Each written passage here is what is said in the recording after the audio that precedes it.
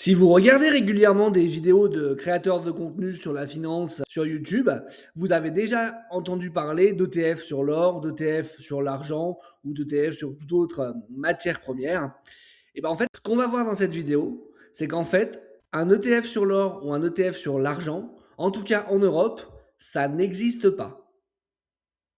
Donc l'idée de cette vidéo, c'est de bien voir ensemble en fait, qu'est-ce que vous achetez réellement quand vous achetez un produit qui va répliquer le cours de l'or ou de l'argent ou d'une matière première, et tout ce que vous devez comprendre quand vous faites ce type d'opération, et vous allez voir qu'il y a quand même des différences qui sont assez profondes par rapport à un ETF, quand vous achetez par exemple un ETF S&P 500 ou un ETF classique sur la bourse ou sur les obligations.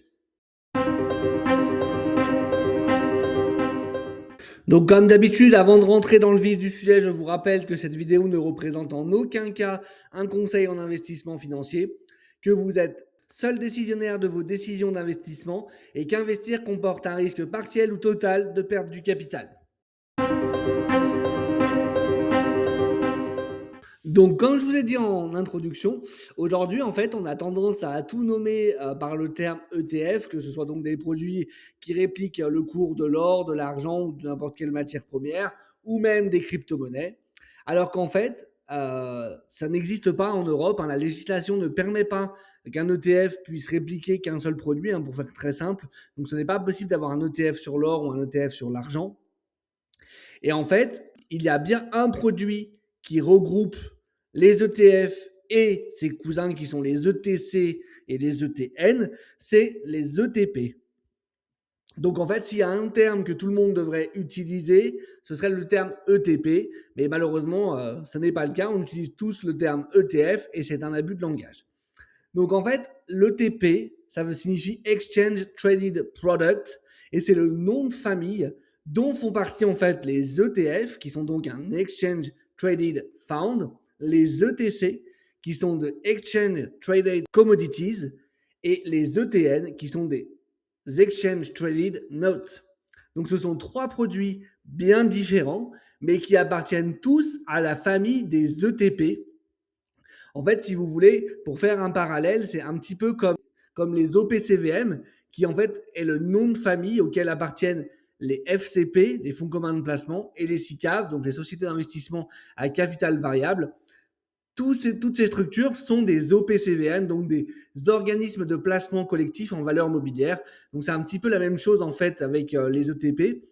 Que ce soit un ETF, un ETC ou un ETN, ce sont à la base des ETP. C'est la grande famille à laquelle ils appartiennent.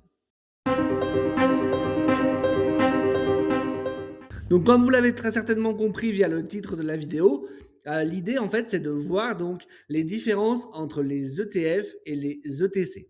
Donc, bien évidemment, ce sont tous les deux des produits qui sont cotés sur les marchés et qui peuvent s'échanger en direct pendant les horaires d'ouverture en tout cas, mais vous allez voir qu'il y a des différences fondamentales entre les deux produits. Et pour commencer, on va donc revoir brièvement ce qu'est un ETF. On ne va pas rentrer dans le détail parce que j'ai fait une vidéo là-dessus la semaine dernière. Elle s'affiche en haut à droite de l'écran et je vous invite à aller la voir et à mettre cette vidéo en pause si vous ne l'avez pas vue pour bien comprendre et bien savoir ce qu'est un ETF avant de pouvoir enchaîner sur celle-ci qui va déjà être un petit peu plus technique. Donc, un ETF est avant tout un fonds d'investissement et en Europe, il s'agit dans la grande majorité des cas d'un fonds UCITS. Donc, UCITS, c'est la réglementation européenne et je ferai très certainement dans les prochaines semaines une vidéo sur ce sujet. Donc, on ne va pas rentrer plus dans le détail dans cette vidéo. Donc, c'est soumis à un cadre réglementaire très strict. Concrètement, un ETF investit réellement dans des actions ou dans des obligations et ces actifs ne sont pas détenus par la société de gestion elle-même, mais ségrégés et conservés par un dépositaire indépendant. Donc lorsque vous achetez un ETF, vous devenez donc propriétaire de partie du fonds et non emprunteur de la société qui le gère. Cela a une conséquence fondamentale. Si la société de gestion ou l'émetteur de l'ETF venait à faire faillite, les actifs du fonds ne disparaissent pas, ils ne font pas partie de la procédure de faillite et restent la propriété du fonds au bénéfice des investisseurs. Le fonds peut alors être transféré à un autre gestionnaire ou liquidé dans des conditions encadrées, mais l'investisseur ne se retrouve pas exposé à un risque de crédit direct sur l'émetteur, comme ça peut être le cas avec d'autres produits cotés. Et c'est précisément sur ce point que les ETC fonctionnent très différemment. Donc, pour résumer ce long paragraphe, Quand vous achetez un ETF, vous devenez réellement propriétaire de titres, que ce soit donc des actions ou des obligations. Et si la société de gestion qui a émis cet ETF, Amundi par exemple, pour prendre un acteur connu, venait à faire faillite, vos fonds ne sont pas dans le bilan d'Amundi et ils ne vont pas disparaître avec la société de gestion Amundi. Ils pourront être rachetés par une autre société de gestion ou alors le fonds sera liquidé et vous recevrez en tout cas une partie de la valeur liquidative en fonction de ce qu'il y a dans le fonds. Et on va voir que pour les autres produits qui font partie de la famille des ETP, même si dans cette vidéo on va se concentrer sur les ETC, il y aura une vidéo sur les ETN la semaine prochaine, vous allez voir que c'est très très très différent. Et donc maintenant on va voir ce que sont les ETC. Donc déjà, un ETC n'est pas un fonds. Donc c'est déjà une différence fondamentale entre un ETC et un ETF. Un ETC, en fait, c'est un titre de créance coté en bourse émis pour répondre à une matière première ou à un indice de matière première. Et cette phrase, elle est ultra importante. Puisqu'en fait, quand vous allez acheter un ETC sur l'or, vous n'achetez pas directement de l'or, vous achetez une créance sur de l'or détenue par une société de gestion. Et ça, c'est quand même pas la même chose. Donc, en achetant un ETC, la société de gestion a une créance envers vous, comme c'est le cas quand vous déposez votre argent à la banque. Ça, je pense que c'est un sujet dont vous avez déjà entendu parler. On voit des gens qui gueulent un petit peu dans les banques en disant oui, mais c'est mon argent. La réalité, c'est qu'une fois que vous avez placé votre argent à la banque, en fait, ça n'est plus votre argent. Par contre, la banque a une créance envers vous. Et si la banque fait faillite, cette créance s'éteint avec elle. Et on va voir que pour les ETC, dans certains cas, c'est un peu la même chose. Donc là, normalement, vous devez quand même commencer à comprendre que c'est pas juste un changement de nom du fonds et que ça peut avoir quand même un véritable impact sur vos investissements et sur comment vous procédez, de savoir qu'en fait c'est un ETC et pas un ETF, parce que juridiquement, ça n'est pas la même chose. Et quand tout se passe bien, il n'y a pas de problème. Mais si un jour ça se passe mal, là, vous allez vous rendre compte qu'il y avait une vraie différence et que vous auriez peut-être bien aimé le savoir avant. Donc, maintenant, on va voir dans quel cas ça peut être problématique d'investir sur un ETC. Donc déjà, comme les ETF, les ETC ont deux modes de réplication possibles, physique ou synthétique. Donc, sachez qu'on ne va pas trop rentrer dans le détail des modes de réplication sur cette vidéo, puisque dans la série des vidéos sur les ETF qui vont sortir dans les prochaines semaines, il y aura des vidéos très précises et très profondes sur ces sujets-là. Mais en gros, un ETC physique et un ETC synthétique se distinguent uniquement par le mode de réplication, c'est-à-dire la façon dont le produit reproduit l'évolution du prix de la matière première. Dans un ETC physique, la matière première existe réellement. Par exemple, de l'or est détenu et stocké chez un dépositaire afin de suivre le prix du sous-jacent. A l'inverse, dans un ETC synthétique, il n'y a pas de détention physique de la matière première. L'exposition est obtenue à l'aide d'instruments financiers comme des contrats à terme ou d'autres mécanismes financiers. À ce stade, il est important de comprendre que physique ou synthétique décrit uniquement la manière dont l'exposition est construite. Et je pense que là, tout ce que je viens de vous dire, ça doit faire écho avec ce que j'ai dit avant. Et je pense que vous êtes en train de vous dire, en fait, c'est bon, j'ai compris où il veut en venir. Il faut exclusivement que je prenne un ETC à réplication physique. Comme ça, je sais que la société de gestion détient les actifs. Moi, je suis sécurisé et basta. Et en fait, vous allez voir justement que ça n'est pas le cas et qu'un ETC, même physique, peut être non sécurisé, alors qu'un ETC synthétique peut, lui, être sécurisé. Et c'est ce qu'on va voir tout de suite après. Donc maintenant, on va voir qu'en fait, il existe des ETC qui sont sécurisés et des ETC qui sont non sécurisés. Et ça, c'est quelque chose que vous devez impérativement savoir avant d'investir. Parce qu'encore une fois, quand tout se passe bien, il n'y a pas de souci. Mais le jour où un problème arrive, ça peut vous coûter extrêmement cher, voire même la totalité de votre placement. Et je pense que c'est quelque chose que vous auriez aimé bien savoir avant d'investir. Et donc, c'est pour ça que j'ai décidé de faire cette vidéo et de rentrer autant en détail sur ce sujet-là. Donc, un ETC sécurisé, on a l'existence d'un collatéral. une sûreté juridique explicite et elle est décrite dans le prospectus. Sur un ETC non sécurisé, on n'a aucune sûreté juridique. L'investisseur est un crédit non prioritaire et donc ça dépend totalement de la solvabilité de l'émetteur. En gros, si vous détenez un ETC non sécurisé et que l'émetteur fait faillite, vous perdez l'intégralité de votre placement. Mais du coup, la question qu'on doit se poser maintenant, c'est comment est-ce qu'on sait si un ETC est sécurisé ou non sécurisé? Et bien, c'est ce qu'on va voir maintenant. Je vais vous montrer des exemples. Et le seul moyen de le savoir, c'est d'aller fouiller dans le prospectus. Donc là, je vous retrouve sur un prospectus de la société iShares, hein, donc la filiale de BlackRock. Si vous voulez, en fait, j'avais pris l'ETF iShares Physical Gold ETC, qui est donc le numéro 1 sur le site Just ETF. J'ai pris son code ISIN et donc j'ai tapé dans Google le code ISIN et j'ai demandé à avoir le prospectus. Donc voici ce fameux prospectus hein, qui fait 237 pages et vous allez voir que on va pas avoir longtemps à chercher puisque sur la première page, vous avez tout de suite l'information.